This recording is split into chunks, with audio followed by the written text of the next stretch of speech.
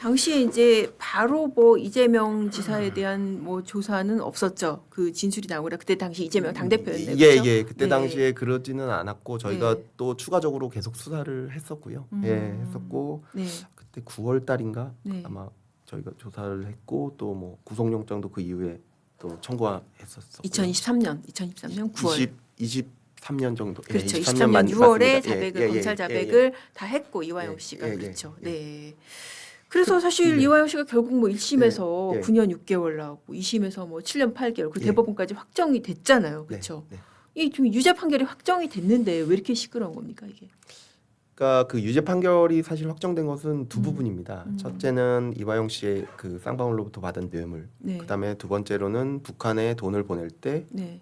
관계 당국의 허가 없이 밀 반출한 외국 환거래법 위반. 그 네. 두 가지가 핵심 쟁점이었고요.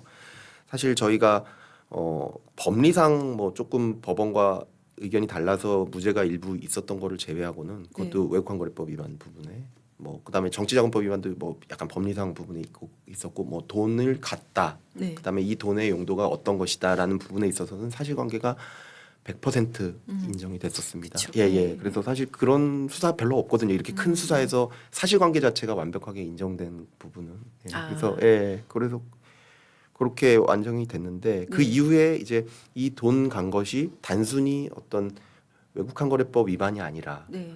이게 제3자 뇌물의 성격이 있지 않습니까? 그렇죠. 이제 그거에 대한 수사를 진행을 했고 그리고 나서 이제 지금 현재 중단된 재판은 제3자 뇌물죄입니다. 그렇죠. 예, 예, 예. 네. 그래서 그 중간에 이제 단순히 돈이 불법으로 넘어갔다는 게 문제가 아니라 이 돈의 성격, 예, 모든 것을 규명을 해서 이제 네. 제3자 뇌물죄로 문제가 된 것이고 이 부분은 이제 재판이 지금 중단된 그렇죠. 상태고. 이재명 당시 당대표도 그러니까 조사를 하셨겠죠. 제가 조사했었습니다. 직접 조사. 예, 예. 근데 본인은 어떻게 부인했나요? 어떤가요? 당연히 다 부인하셨고 어. 그때 당시에 네. 어떤 다른 정치적 이유로 단식 투쟁 중이셔서 아. 예, 한 열흘 정도 단식 투쟁했던 걸로 맞아요. 제가 기억을 하고 그 저기 구속영장 청구 앞두고 그랬던 건가요? 그때? 그 네. 소환 앞두고 소환 앞두고. 앞두고 갑자기 단식 투쟁을 하셔서 네. 예, 그때 굉장히 뭐 힘들어 하시면서 오시긴 하셨었는데 옆에 배석한 변호인은 박균택 아. 현 의원이었고요. 아 예. 그때 그래서 국감에서 그 얘기를 하셨었구나. 네. 그 옆에 배석까지 하셨었으니까 예, 그렇게 해서 그때 당시에 조사를 했지만 네. 제가 좀 이건 그 개인적인 얘기인데 네. 뭐 한 열흘 단식하셨지만 네. 굉장히 기력이 또 말씀하실 때는 좋으셔서 네. 예, 제가 질문을 이렇게 하나 드리면 거의 한 2페이지 이상 쭉 답을 하실 정도로. 네. 근데 이제 그 내용이 그 질문에 대한 답이라기보다는 이제 미리 이렇게 생각해 오셨던 네. 답을 말씀하시는 형태로 그렇게 답을 하셨습니다. 그때 사실 뭐 이화영의 자백이 상당히 그 조사의 기초가 됐을 거 아니에요. 이렇게 자백을 했는데 예. 이거 어떻게 된 거냐 그렇게 얘기했을 그렇게 거 아니에요. 그렇죠. 얘기했었죠. 네. 예. 그래서 그러니까 그쪽에서도 이게 조사가 이렇게 됐구나 이제 그게 이미 다 알려졌었겠네요. 그렇죠. 그러니까. 예, 그건 네. 9월 달이면 굉장히 뭐 나중 그렇죠. 하긴 일이고요. 뭐 나중 예, 일이고. 오히려 그때 그 전에 이제 이화영 씨가 그 2023년 7월 네. 그때 이제 그 사모님인 백정화 씨가 네. 뭐 정신 차려 뭐 이렇게 해가지고 법정에서 약간 뭐 난동도 있고 네. 이렇게 변호인도 바뀌고 그렇죠. 뭐 민주당 의원들이 굉장히 많이 이제 이화영 씨를 접촉하는 그런 상황이 다 지난 다음입니다. 그렇구나. 그러니까 참 그게 이해가 안 가는 게 그러니까 2023년 6월에 자백이 있었다는 거잖아요. 네. 그렇죠? 그리고 이 사람이 기소가 됐고 판결이 난 게 2024년 6월 그렇죠. 6월 7일인가 네. 그랬던 것 같은데 근데 왜 그렇게 이재명 당시 당대표에서는 기소가 늦어졌던 거예요? 뭐 제가 사실 뭐 평검사에 불과했기 때문에 당시에는 네. 저희로서는 뭐 대검에는 빨리 조사를 해야 된다는 의견을 굉장히 많이 밝혔었는데 네. 뭐 제가 그 뜻은 알 수는 없지만 어쨌든 아마도 지금 생각하기에는 그때 당시에 이재명 그 전 지사에 대한 재판이 굉장히 그 수사가 많았습니다. 네. 예, 그러니까 저 대장동 수사가 있었고 사실 구속영장 청구된 것도 대장동 사건, 백현동 사건, 위증 사건, 그다음에 저희 사건이 다 합쳐져서 그렇죠, 청구가 맞아요. 됐었거든요. 네. 그러니까 아마 그때 야당 대표셨던 맞아요. 걸로 네. 기억을 하는데 그러니까 야당 대표를 민주주의 국가에서 야당 대표에 대해서 조사하거나 영장을 청구할 때 있어서 네. 그거를 어떻게 계속 띄엄띄엄 이렇게 할 수가 있느냐 아마 그렇게 다 돼서 좀 묶어서. 한 네. 번에 할 수밖에 없는 거 아니냐라는 것들이 네. 고려되지 않았나 저는 추측만 하고 있고요. 그런데 어쨌든 저희 수사 팀에 있어서는 계속 그 부분은 건의를 했었고 계속 그러니까 빨리 영장 쳐야 된다. 그렇게 건의를 계속 했었는데 조사를 영장 건의라기보단 조사를 해야 된다. 조사를 해야 된다는 네. 건의는 있었는데 조사는 했잖아요. 네, 조사가 좀 늦게 늦게 많이 늦어졌다. 이루어졌습니다. 그쵸? 그러네요, 진짜. 예. 그러니까 조사 자체도 엄청 늦어졌고, 네. 그렇죠. 영장 네. 청구는 네. 다른 사건들하고 다 모아서 친 거고 지금 그런 상황이네요. 그렇게 그러니까. 된 것 같은데 그거는 뭐 저희도 이제 계속 지시를 그 대검의 지휘를 받으면서 네.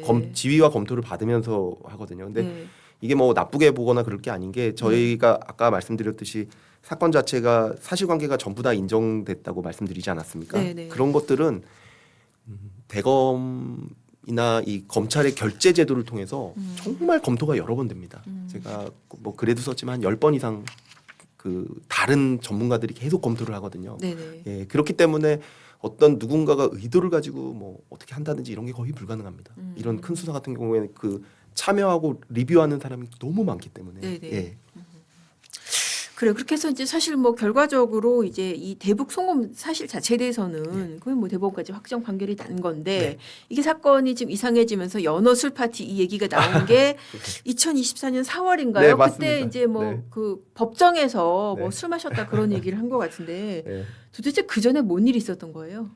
그 전에요? 네. 그 전에는 이제 2023년 제가 12월 달에 이제 계속 그 이화영 씨 사건 직관을 하다가 그 그러니까 직관이라는 건 직접 이제 관여, 알아요. 네, 그렇죠. 재판에 이제 직접 나가서 수사검사가 수사검사가 직접 하는 나가는 건데 거. 제가 이제 네. 거의 2년 가까이 계속 수사를 했었고, 아니 그 재판을 했었고, 네. 그리고 나서 이제 제가 그 연수가 있어서 해외 그 영국으로 제가 연수를 2023년 12월 달에 네. 갔었습니다. 근데 이제 마지막 재판은 이제 제가 같이 했던 후배들이 이제 재판을 했는데 뭐 마지막 날 뭐 술을 뭐 마셨다는 식으로 네. 최종 변론의 뭐 진술을 했었다고 하더라고요. 근데 네. 그때까지만 해도 이제 뭐 아무런 반향이 없었고 기자분들도 이게 무슨 뚱딴지 같은 소린가. 왜냐하면은 한 2년이 뭐예요? 한 2022년부터 이 모든 수사가 이루어지면서 그렇게나 한 번도 오래됐나요? 2023년 물론 5월 네. 1일이라고 지금 와서 말씀하시고 그 자백 무렵이라고 말씀을 하시는데 어쨌든 그 재판하는 전체 과정에서 단 한 번도 얘기한 적이 없고 본인이 일지를 썼다고 하는 부분에서도 그 네. 내용이 없고 그다음에 그 내용을 들은 변호인도 단 한 명도 없고 예 그런 상황에서 갑자기 술을 마셨다고 하니까 아마 그때 기자님들도 이게 무슨 뚱딴지 같은 소린가 더군다나 법정에서. 예. 그래서 마지막에 그렇게 그리고 그냥 끝났어요. 네. 근데 이제 그 다음에 2024년도에 총선이 있었습니다. 4월 달에. 그러니까 총선이 딱 맞춰지고 나서 네. 그때 이재명 현 대통령께서 네. 이거는 100% 사실이다. 술을 마셨다는 것은 100% 사실이다 말씀하시고부터 갑자기 완전히 언론에 확 불이 붙고 조사해야 된다고 하고 그때부터는 제가 거의 그 영국에서 한국 시간에 맞춰서 살았습니다. 거의 아침에 일어나면 제가 그 밤 거의 9시간 차인데 아침 뭐 12시 거기 밤 12시가 되면 여기 아침 9시예요. 그럼 그때부터 이제 전화가 오기 시작해서 새벽 내내 전화 받고 그렇죠. 이제 주임 검사니까 사실 거기 있으면서 대응을 해야 되는 상황인데 왜냐면은 원래는. 술 먹였다고 하고 지금 저기 야당 대표가 그렇게 100% 사실이다라고 얘기하고 막 진상위원회가 돼 있고 그러니까 아마 총선 전에는 혹시 이 얘기를 했다가 이게 뭐 허위사실 공표나 이런 문제가 있을 수 있으니까 총선 선거가 끝나고 나서 바로 선거가 또 야당이 대승했잖아요. 그렇습니다. 네. 뭐 그거야 뭐 저희 뭐 공직자로서 뭐 관여할 일은 아니지만 어쨌든 그 상황 자체는 네. 이렇게 진행이 됐었습니다.